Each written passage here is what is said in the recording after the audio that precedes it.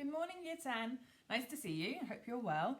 What I'm going to do is tell you a bit about Act 1, Scene 3 today, but actually we might be seeing each other soon. So you've been asked if you want to come into school and have some sessions in school.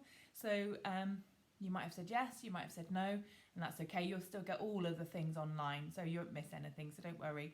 But what will happen is I'll have half class at a time, and you'll come to me and we'll do some Macbeth stuff, all right? We'll do some reviewing, what we've done, seeing how you're getting on, and we'll do a bit more, we'll go a bit further into Lady Macbeth, okay? So if you can come, that's great. I'll be able to provide you with things to take away, but don't worry if you can't and don't want to, that's fine, all right? You'll get everything the same, all right? So let's talk about Act 1, Scene 3. Now this is the scene where we finally meet Macbeth. We've not met him yet, we've heard about him, he's enigmatic, but now we're actually going to meet him, so now we can actually make our own minds up a bit about him, all right? So this is a 2-week task. It's quite long because this is a really important scene. It's the beginning of all this action because the witches curse Macbeth and we see how he responds. So it's really, really important. So 2 weeks, there's I think 4 key tasks, 4 core tasks, and then there's a selection of 3 extensions. So there's loads to do. And of course you don't have to do the extensions if you don't have time to. That's absolutely fine. All right, so let's just go through Act 1, Scene 3. So we finally meet Macbeth in this scene, but not straight away. We meet the witches first of all, because actually what Shakespeare wants to do is to remind us how evil they are. And so then that puts Macbeth in line with evil as well as in line with king. So you get this oxymoron in his character, you get this contrast. Okay, so the first task you're going to do is actually recapping Act 1, Scene 1 and Act 1, Scene 2. So it's a how task. How does Shakespeare do something? All right, and that means you have to use MQE-squish to answer your question. So how he does it, he uses metaphors, he uses imagery, he develops themes, he withholds information, he withholds characters from us, okay? So your questions for your first reviewing task are, how does Shakespeare introduce the theme of evil at the start of Macbeth? Okay. Number 2, how does Shakespeare introduce the theme of battle and bloodshed at the start of Macbeth? So basically you've got Act 1, Scene 1 and Act 1, Scene 2. Question 3, how does Shakespeare introduce the character of Macbeth as an enigma at the start of the play? So there you can use both of those scenes, all right? And why? How does he do it and why? And 4, how does Shakespeare use contrasting scenes at the start for the play for dramatic effect? So how does that make it dramatic? Okay, I've given you lots of methods so you can choose them, but you need to go and find your quotes and think about the effect and do your word level squishing, okay? So task 2 is actually the witches, all right? So at the beginning of Act 1, Scene 3, they're there, and we're sort of telling us much more about their evil, and that sort of even preempts Macbeth coming in. So Shakespeare really reminds us how evil they are. So I've given you a scene to watch. You can go on YouTube and you can just watch that scene. I haven't given you the whole script. I want you to watch it and try and understand it. They're American actors, I'm sorry about that, so it doesn't sound very authentic. But it's a good version of the scene.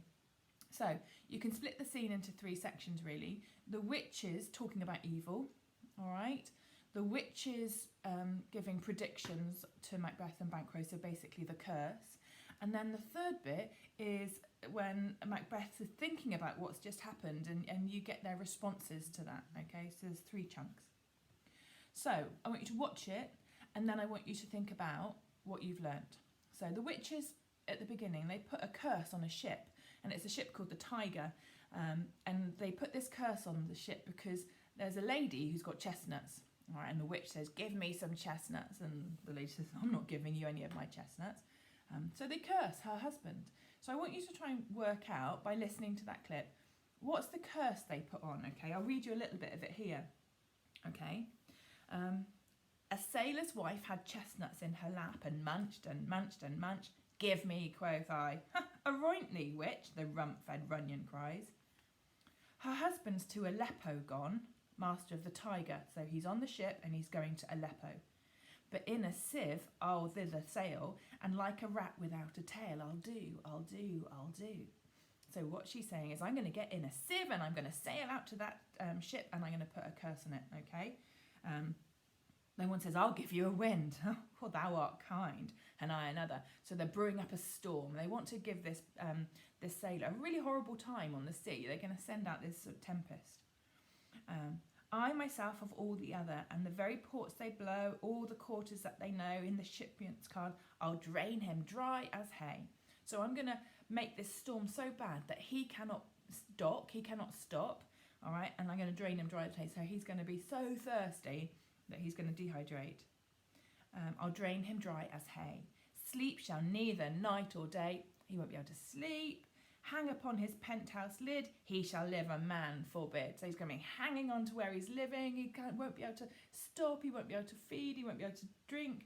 Okay, he'll live like it's a forbidden life. Okay, weary send nights 9 times 9 shall he dwindle, peak and pine. Though his bark cannot be lost, yet it shall be tempest tossed. Now a bark is a boat. Okay, so for send nights 9 times 9, so that's how long they're going to leave them out in this storm. What's send nights? Weeks, 7 nights, 9 times 9. So actually going to leave them out for 81 weeks. 9 weeks times 9 weeks equals 81 weeks. So the storm's going to last that long, okay? So, yet it shall be tempest tossed. So she's going to leave this boat in this tempest for the long. That's how evil, just because the lady wouldn't give her chestnuts, okay? And now they're going to start to talk about the spell. So your second task is about the chanting of the spell. And that this is because Macbeth's about to arrive, so this is their target. So then they say, a drum, Macbeth doth come. So they can hear him, they know he's coming. And then all together they chant, the weird sisters hand in hand, posters of the sea and land, travellers of the sea and land. Thus to go about, thrice to thine and thrice to mine, and thrice again to make up 9. Peace, the charms wound up. Okay, so together, this power of them chanting together, that rhyme, that rhythm, that pace, all those sorts of things, and that kind of sense of building tension, thrice to thine, thrice to mine, and thrice again to make up 9. So they're building this tension. Peace, stop. The charm's ready. The curse is ready. Okay? So they're right at the height. They're waiting there at the peak, waiting for him. Okay? So think about that. Macbeth doesn't really stand a chance. However strong and powerful he is, he doesn't stand a chance. Okay?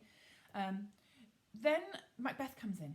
All right? And the first thing he says is, oh, so foul and fair a day I have not seen. And that's the first thing we hear him speak. Okay? Foul and fair. Where did you hear that before? Who used those lines in Act 1, Scene 1? All right. So we have this really tight link to the witches because he's almost echoing their words. Okay, fair is foul and foul is fair. That fricative. All right. So straight away, Macbeth is just connected with those witches, and he hasn't got a clue. He's our hero at the moment. Okay. So that task is about the chanting, the witches, and those sorts of things. Okay. Task 3, the predictions. Now there's lots of things happening in this scene, but all I want you to do is think about the predictions. The witches give 3 prophecies to Macbeth and 3 prophecies to Banquo, his best friend. Okay, so what I want you to do is to translate them and do some work on them, and you can choose how you do that. So the prophecies to Macbeth are, all hail Macbeth, hail to thee Thane of Glamis. All hail Macbeth, hail to thee Thane of Cawdor. All hail Macbeth, that shalt be king hereafter. Hi Macbeth, Thane of Glamis. Okay, yeah, that's normal. I am Thane of Glamis. All hail Macbeth, hail to thee Thane of Cawdor. I'm not Thane of Cawdor. Weird. All hail Macbeth, that shalt be king hereafter. King? Oh my God. So there we go. They haven't actually done a huge amount, but put something in his head, all right? And it's how he responds that's going to be interesting. They then give 3 predictions to Banquo, his best friend. Lesser than Macbeth, but greater. You're going to be not so powerful, but more powerful. Not so happy, yet much happier. Thou shalt get kings, though thou be none. You're going to have kings, but you're not going to be king. So all hail Macbeth and Banquo. Okay. So 3 riddling bits of information from the witches. Maybe they're just saying it. Maybe it's true. Maybe they've created it. Maybe they're going to make it happen. Or maybe they're going to make Macbeth and Banquo make it happen. So what's interesting is the way that Macbeth responds to his predictions, murder, and the way that Banquo responds to the predictions. He doesn't do anything. He says that nature will take its course. If it happens, it happens. That's great. Macbeth tries to control nature. So some work on there. So you can choose to translate the quote, the predictions, and then write about them. You could draw them in some way or make some kind of artwork about them to show the predictions and how the people respond. You could make some sort of storyboard and annotate it to show what happens to Banquo and Macbeth and what they get told and how they respond. Or you could do some thought bubbles and so you can see what's going on in their heads as well as what they're saying, because that might be different, okay? I don't mind how you respond, but I want you to know and understand those predictions really, really well, okay? Task 4 is about ambition, and now this is about Macbeth after he's had that prediction to be king, all right?